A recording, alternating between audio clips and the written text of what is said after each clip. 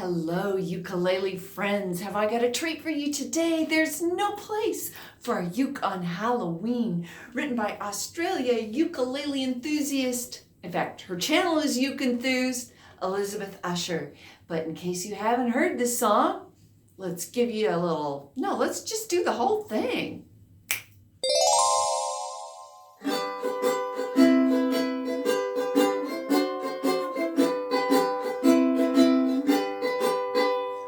There's no place for a uke on Halloween.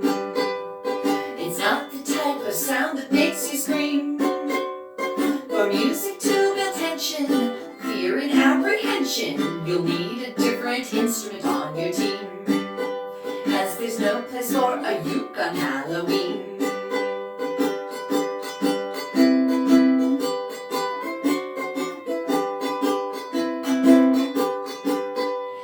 You'll never see a ghost wielding a uke, and I guarantee that fact is not a fluke. A ukulele bearer does not inspire terror. If you're setting out to spook, you don't choose cute. That's why you'll never see a ghost wielding a uke. If you're seeking a creation of total trepidation, panic, perspiration, utter consternation, a cure for constipation, the collapse of civilization. Well, the uke is not a pathway to your goals. It's just not weaponizable by trolls. And so there's no place for a uke on Halloween. It's about as scary as a tambourine. Your strumming won't cause crying, so don't even bother trying when you're striving to create a creepy scene. Because there's no place for a uke, it's an impotent pursuit. Say there's no place for a uke on Halloween. Boo. That's better. Now I'm out of full costume and back in teaching mode. This is what we're going to cover on this. We're going to cover the strumming, tips on singing. The bridge has got all sorts of trickiness in it, but the nice thing about it is you only need these 4 chords. No, I'm fibbing, actually, because there's another chord that you need, but it's just like another chord. It's just in a different place, so you'll get it. So 5 chords really total. I'll talk you through that too. I hope you're finding this fun so far, and if you do, please hit the like and subscribe. It's the ukulele way. It helps other ukulele players find my channel if you do that. So please, I'd really appreciate it. Thank you. All right, let's get on with that strumming. Link to the wonderful play along that I first found when I discovered this piece a year ago. So I have a link to that down below. It's featuring Lindy Sardelic, and I wanted to teach you the strum that she does. First of all, you could just do a real basic strum and get through the entire piece. And that would be a long, short, long, short, long, short, long, short, doobie, doobie, doobie, doobie. Just down, up, down, up, down, up, down, up, down, doo, doo. Long, short, long, short, long, short, long, short. But if you want to do what Lindy's doing, she does that for 4 beats, and then she does an island strum. So I'll do it on the G for you. So doobie, doobie, doobie, doobie, island strum. Doobie, doobie, doobie, doobie, island strum. On the last 2 lines of each of the verses, you have to split up that doobie, doobie between a G and D7. So you're going doobie, doobie, doobie, doobie, island strum. Let's do that G and D7 transition. Do it with me. 1, 2, and here we go.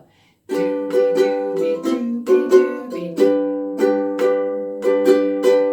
1, 2, and do it again. Doobie, doobie, doobie, doobie, island strum. Just like that. The last little bit about strumming that I want to go over with you is the introduction. Follows the same pattern, except for you have a C major 7, which, although you don't encounter it that too much in play-alongs and jams, it's an easy chord to do. You got this, yeah? You do the G, doobie, doobie, C major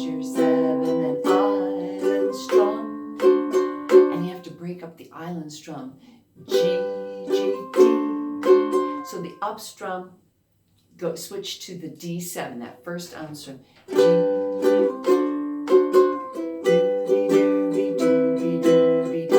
down, up, and you just end the down, down, up. You cut off the island strum, so you start singing, "Oh, there's no place for a uke." I'll play the whole introduction for you again, just so you get in your ear. See if you can play along with me. 1, 2, and here we go. C major.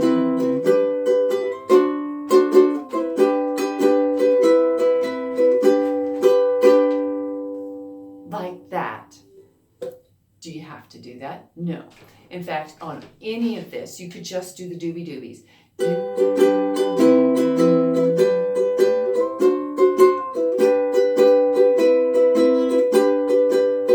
It's just, I like to end that on an up strum because you need a little pause in the introduction before bopping into the verse. Here's a few tips on singing. This is a very word-intensive song. It's got tons of really clever, that's my dog trying to bust in here, I've locked her out.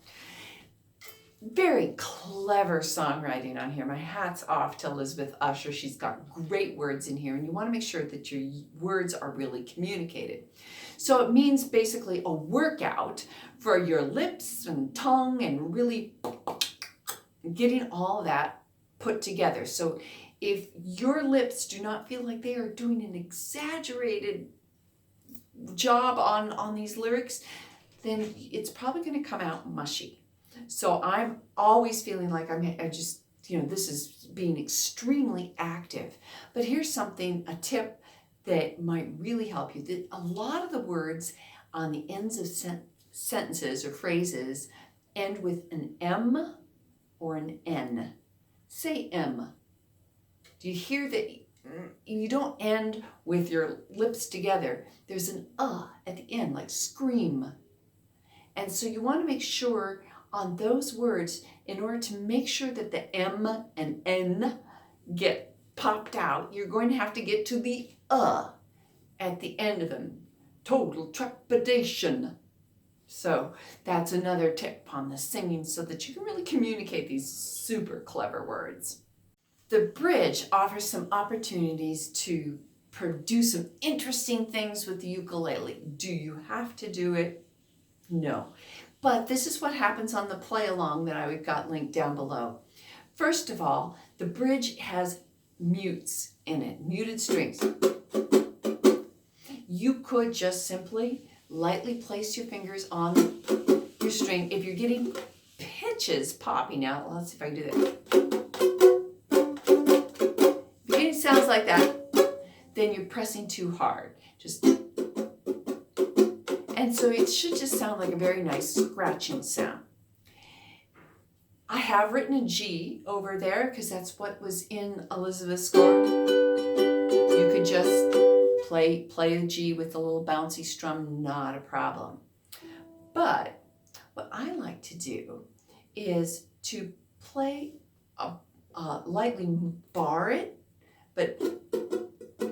and then put my middle finger, and think which finger there, on making a G on your E string. So that is the 3rd fret of the E string.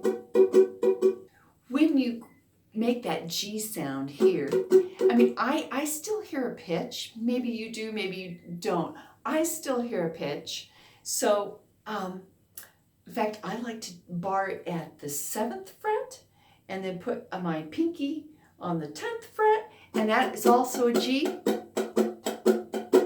So just to get that little, it's subtle. Don't worry about it. If you like 7 and 10, if you like 2 and finger your G on the E string, or you can just do it like that. Well, then what happens after you do those muted strings for 2 lines? You get to a D7, a cure for constipation, a cure for constipation. So I'm just doing down strums, and then take that shape and slide it to the 3rd fret, everything, and to slide it, so you're pressing, lift, slide, again, and you have a D sharp 7. See, I knew you could do this. Collapse of civilization. Well, then the uke is not a pathway to your goals. And when you do get into the next G and D7, it's just that bouncy strum. G, a pathway to your goals. It's just not weaponizable by trolls in a single, and you can roll it even to a roll strum if you'd like. Starting with your pinky and just kind of dragging things through. And then you get back into the verse, and it's easy peasy, you got it made.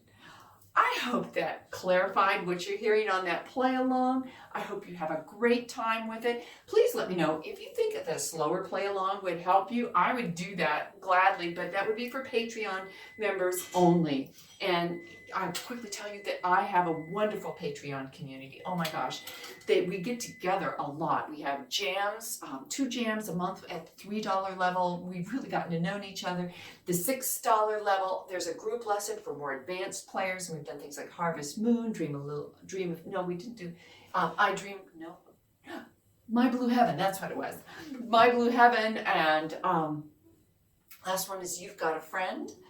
And we've got some great ones coming up in the future. So if you think you'd like to dive in with other ukulele players and you have access to me, you can ask me questions. My chord charts that I do, I try to make them really detailed. And I made a chord chart for this one too. Elizabeth Usher's got one as well, but it's not as detailed. Doesn't have all these nitty gritty little helps. So come join us on Patreon. We have a great time and we'd love to have you. All right, let me know in the comments down below how you doing on this one.